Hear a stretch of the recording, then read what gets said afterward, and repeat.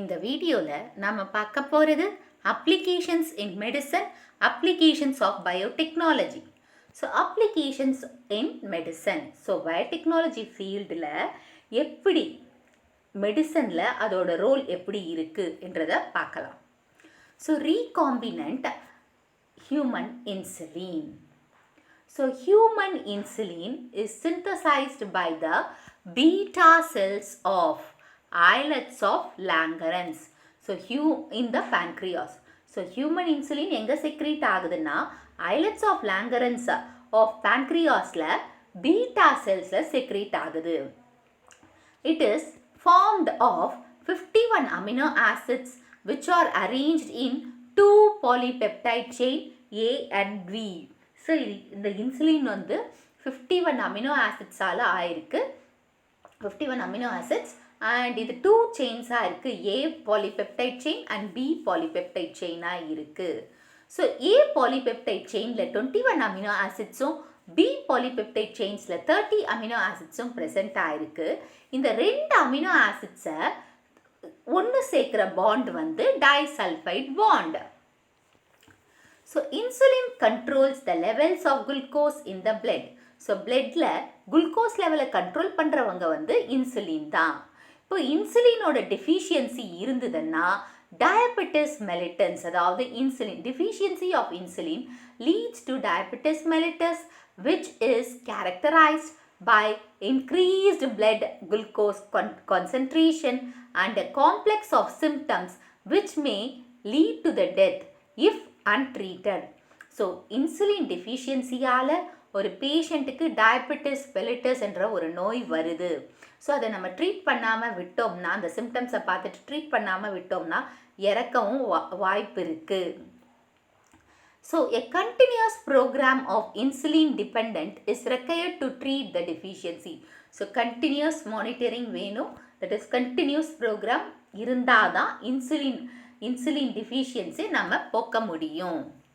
So in the early years, insulin isolated and purified from the pancreas of pigs and cows and was used to treat diabetic patients. So insulin deficiency இருந்தது ஆரம்ப காலத்தில் பிக்கோட கவ்வோட பேன்க்ரியாஸில் இருந்து தான் இன்சுலினை எடுத்து diabetic பேஷண்ட்ஸை treat பண்ணிட்டு இருந்தாங்க. So due to the minor differences in the structure of the animal insulin as compared to human insulin, it resulted in the occurrence of allergic reaction in some diabetic patients. So அப்படி insulin வந்து கவ்வும் பிக்கோட பேன்க்ரியாஸ்லேருந்து எடுக்கிற இன்சுலினில் slide difference இருந்தது human இன்சுலினை compare பண்ணும்போது. So அதை கொடுக்கும்போது diabetic பேஷண்ட்ஸ்க்கு allergic reaction, எல்லாருக்கும் இல்லை சில பேருக்கு வந்து அலர்ஜிக் ரியாக்ஷன் ஏற்பட்டது. Production of insulin by recombinant DNA technology started in the late 1970s. So recombinant DNA technology வழியாக இன்சுலினை ப்ரொடியூஸ் பண்ணாங்க. எப்போன்னா 1970, late 1970s. So this technique involved the insertion of human insulin gene on the plasmid of E. coli. So இந்த technique வந்து human ஜீனை plasmid DNA of E. coli bacteriaல insert பண்ணுறது தான். So the polypeptide chains are synthesized as a precursor called pre-pro-insulin, which contains A and B segments linked by a third chain C and preceded by a leader sequence. So இந்த polypeptide chain synthesize பண்ணுறாங்க இல்லையா, so அதோட precursor, அதுக்கு பேர் வந்து pre-pro-insulin. So எந்த polypeptide செயினில் insulin produce பண்ணுறாங்களோ அந்த செயினுக்கு பேர் ப்ரோ இன்சுலின். ஸோ இதில் 2 செக்மெண்ட் இருக்குது, ஏ அண்ட் பி செக்மெண்ட்ஸ். இவங்களை வந்து தேர்ட் செயின் மூலமாக கனெக்ட் பண்ணுறாங்க. ஸோ அது வந்து லீடர் செக்மெண்ட் தான் அதை முன்னோடியாக கூட்டிகிட்டு போகுது. So the leader segment is removed after the translation and the chain is excised leaving the A and B polypeptide chain. So the leader செயினை ரிமூவ் பண்ணியாச்சு அண்ட் ஏ அண்ட் பி அந்த செயினை வந்து எக்ஸைஸ் கட் பண்ணிட்டாங்க. So cut பண்ணும்போது A and B polypeptide செயினை விட்டுட்டு வெளியில் வந்துடுறாங்க. So insulin was first ever pharmaceutical product of rDNA, that is recombinant DNA technology administered to the human. So insulin தான் rDNA ப்ராடக்டாக ஃபஸ்ட்டு ஹியூமனுக்கு கொடுத்துருக்காங்க. ஸோ இந்த approval to use recombinant insulin for diabetic mellitus was given in 1982. So 1982ல இருந்து இந்த rDNA insulin, that is recombinant இன்சுலினை use பண்ணிட்டு இருக்காங்க. அப்ரூவலும் கிடைச்சிடுச்சு. In 1986 human insulin was marked under the trade name Humulin. ஏன்னா ஹியூமன் இன்சுலினை ரீகாம்பினன்ட் பண்ணி எடுக்கிறதுனால to variate from normal human insulinலேருந்து இந்த rDNA, that is recombinant insulin தெரியணும், தனியாக தெரியணுன்றதுக்காக அதோட ட்ரேட் நேம் வந்து ஹியூமுலின் அப்படின்னு கொடுத்தாங்க. So best and banding in 1921 isolated insulin from the pancreatic islets of dog and demonstrated its effectiveness against the diabetes. So இந்த பெஸ்ட்டும் பேண்டிங்கும் 1921ல் வந்து இன்சுலினை isolate பண்ணுறாங்க. அதாவது பேன்க்ரியாஸ்லேருந்து அதாவது டாக்லேருந்து ஐசோலேட் பண்ணி அதுலேருந்து எப்படி டயபெட்டிஸ் அதுக்கு எப்படி எஃபெக்டிவாக வேலை செய்யுது அப்படின்றத அவங்க 2 பேரும் சொல்லியிருக்காங்க. ஸோ இந்த மெத்தடில் தான் வந்து இன்சுலினை வந்து அதாவது எடுத்துகிட்டு rDNA டெக்னாலஜி இது ஆக்சுவலாக. ஸோ இது வந்து ஹியூமனோட பேன்க்ரியாட்டிக் செல்லில் இருக்கிற டிஎன்ஏ, இது பாக்டீரியல் செல்லில் இருக்கிற பிளாஸ்மிட். ஸோ இவங்க 2 பேரையும் எடுத்துக்கிட்டு இதில் ஜீன் ஆஃப் இன்ட்ரெஸ்ட் இருக்கு இல்லையா, இந்த ஜீன் ஆஃப் இன்ட்ரெஸ்ட் தான் இந்த பிளாஸ்மிடோட போய் சேரப்போகுது. ஸோ இப்போ நம்ம டிஎன்ஏவை கட் பண்ணணும், ரெஸ்ட்ரிக்ஷன் என்சைம்ஸ் கொடுத்து கட் பண்ணுறோம். கட் பண்ண உடனே ஸோ பிளாஸ்மிடும் கட் ஆகிடுச்சு, ஜீன் ஆஃப் இன்ட்ரெஸ்ட்டும் கட் ஆகிடுச்சு. ஸோ ரெஸ்ட்ரிக்ஷன் என்சைம்ஸ் கொடுத்தா கட் ஆகிடுச்சு. அண்ட் இப்போ என்ன பண்ணணும்னா இங்கே வந்து டிஎன்ஏ லிகேஸ் போடுறோம். ஸோ டிஎன்ஏ லிகேஸ் போட்ட உடனே இந்த 2 கட்டாக இருக்கு இல்லையா, பிளாஸ்மிடும் இந்த ஜீன் ஆஃப் இன்ட்ரெஸ்ட்டும் ஒன்றா சேர்ந்துடும். ஸோ அப்போ இது என்னது, ரீகாம்பினன்ட் டிஎன்ஏ. ஸோ இந்த ரீகாம்பினன்ட் டிஎன்ஏ வந்து பாக்டீரியாக்குள்ளே என்டர் ஆகுது. ஸோ பாக்டீரியாக்குள்ளே என்டர் ஆன உடனே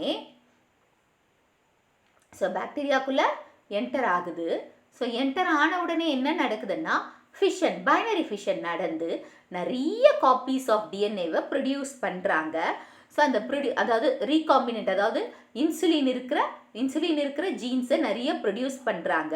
ஸோ அந்த ஜீன்ஸை எடுத்து நார்மலாக அந்த மெத்தட்ஸ் எல்லாம் ப்ரொடியூஸ் பண்ணி ஹியூமன் இன்சுலின் அதாவது ஹிமுலின் என்ற இன்சுலினில் ஒரு பாட்டிலில் அடைச்சி மார்க்கெட்டில் விற்கிறதுக்கு எடுத்துகிட்டு போகிறாங்க.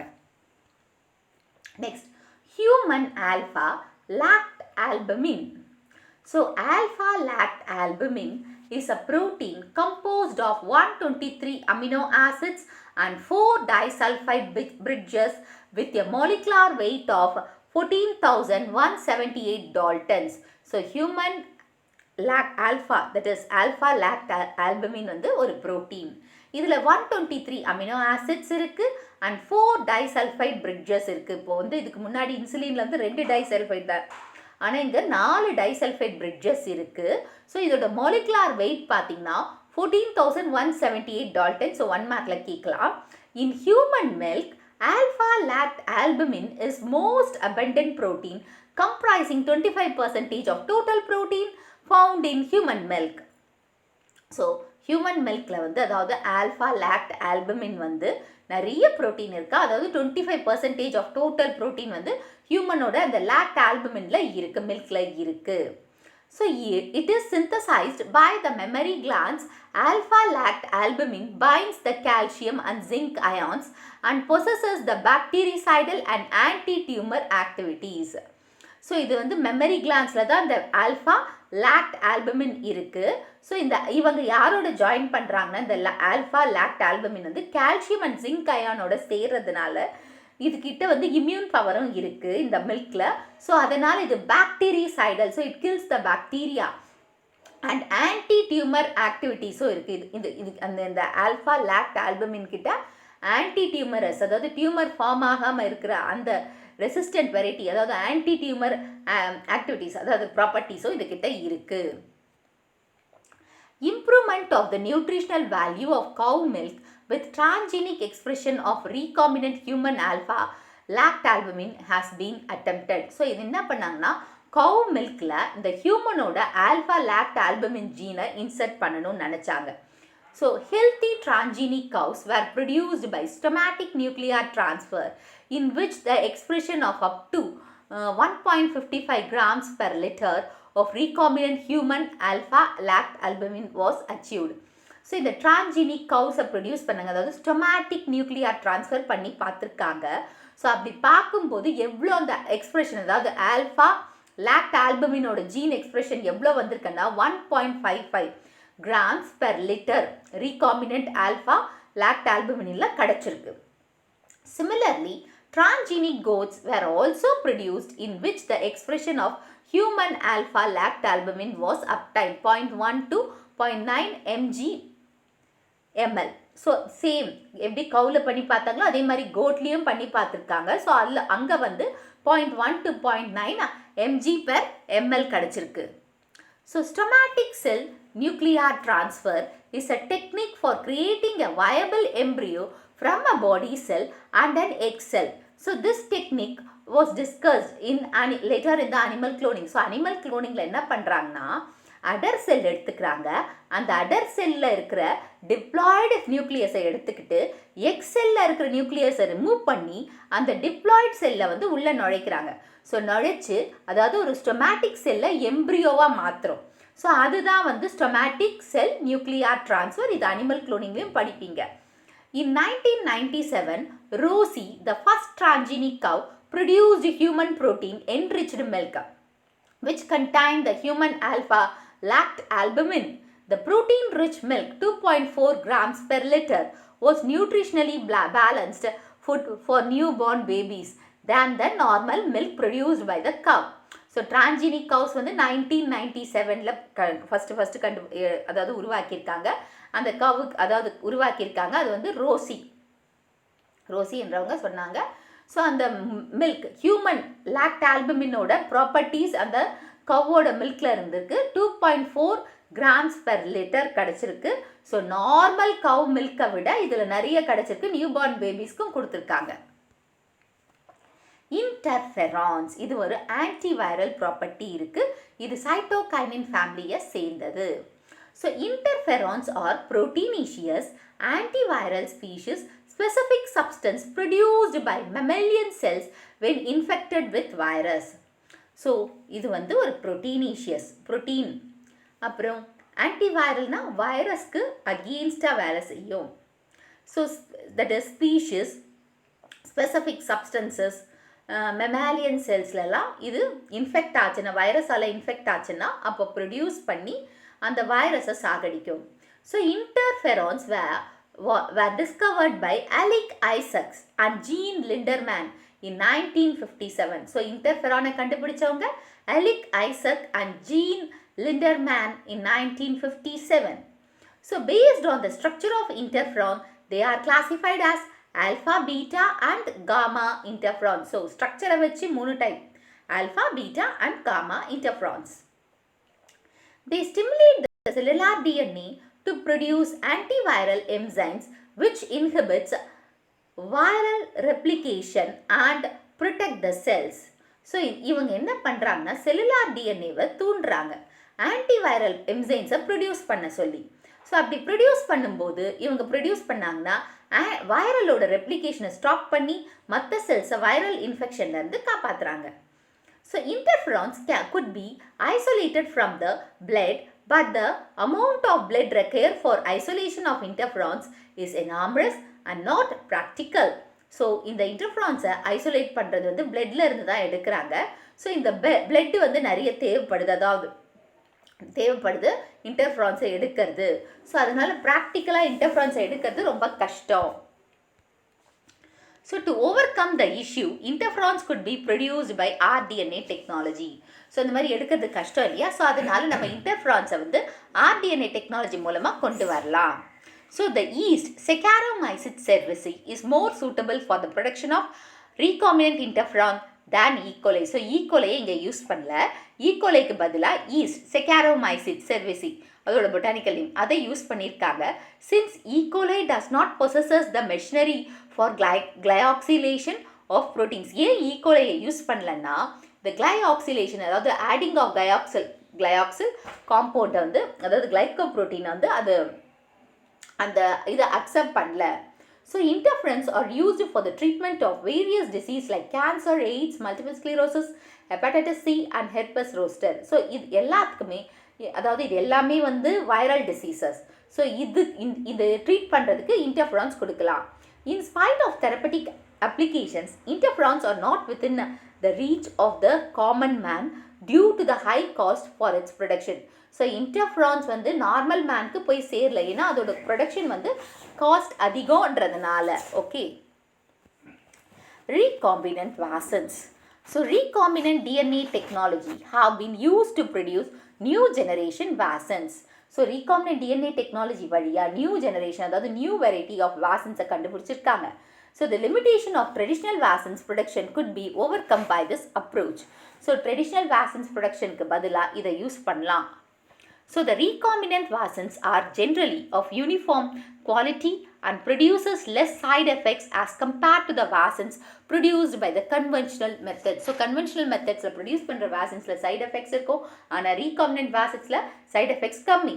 So different types of recombinant vaccines includes subunit vaccines, that is subunit recombinant vaccines, attenuated recombinant vaccines and DNA vaccines. So three types of DNA vaccines இருக்கு. Subunit recombinant vaccines, attenuated that is recombinant vaccine and DNA vaccines. So first நம்ம பார்க்க போறது subunit recombinant vaccine. So vaccines that uses components of pathogenic organism rather than the whole organism are called subunit vaccines. அதாவது பேத்தோஜெனிக்கோட component, அதாவது pathogenic ஆர்கானிசத்தோட ஒரு சப்ஸ்டன்ஸை, அதாவது whole ஆர்கானிசத்துலேருந்து ஒரு சின்ன பார்ட்டை எடுத்து அதுலேருந்து வேக்சினை உருவாக்குறாங்க இல்லையா, அது subunit vaccine. So recombinant DNA technology is very suited for developing new subunit vaccines. So இந்த recombinant DNA டெக்னாலஜி வச்சு இந்த வேக்சின் சப்யூனிட் வேக்சின் செய்கிறது ரொம்ப ஈஸியாக இருக்குது. It includes the components like proteins, peptides, DNAs of pathogenic organism.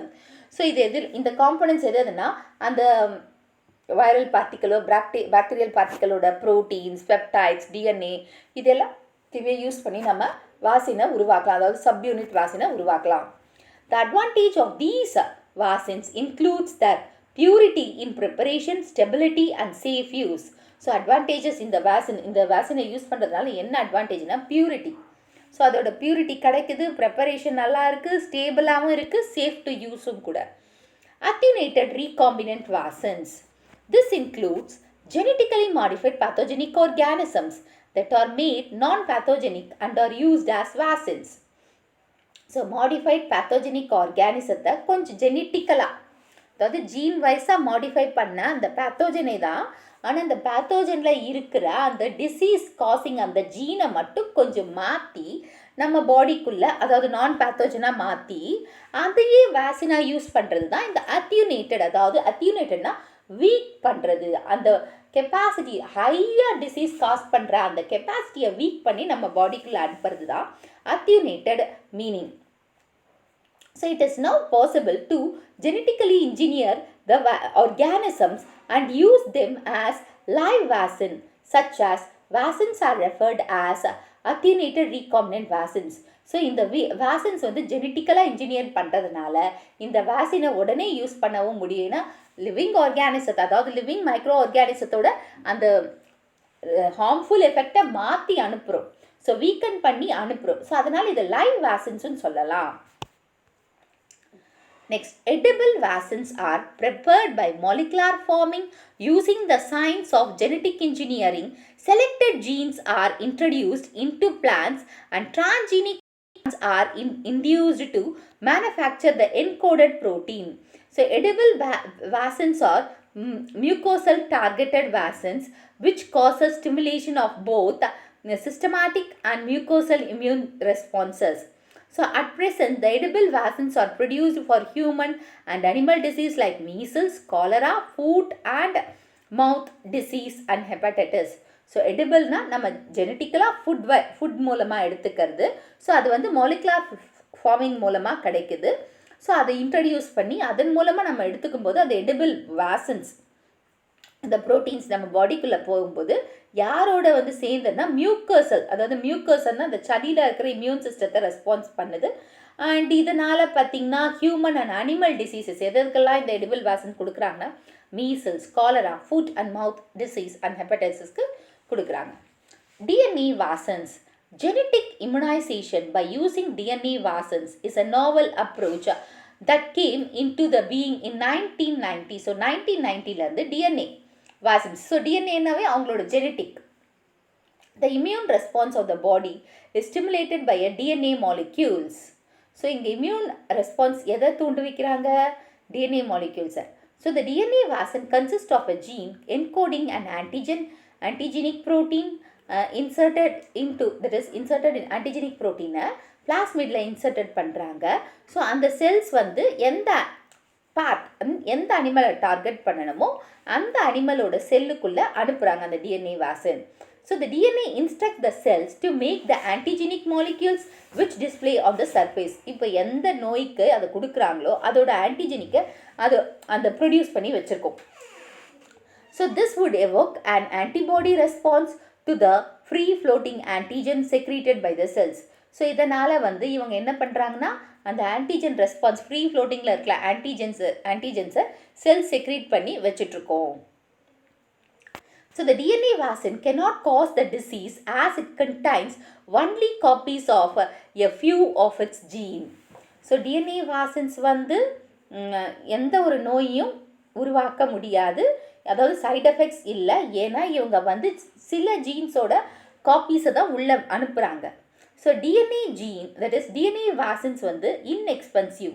So ரொம்ப எக்ஸ்பென்சிவும் கிடையாது, ஈஸியும் கிடையாது, அண்ட் ஈஸியாக டிசைன் பண்ணி ப்ரொடியூஸ் பண்ணவும் முடியும்.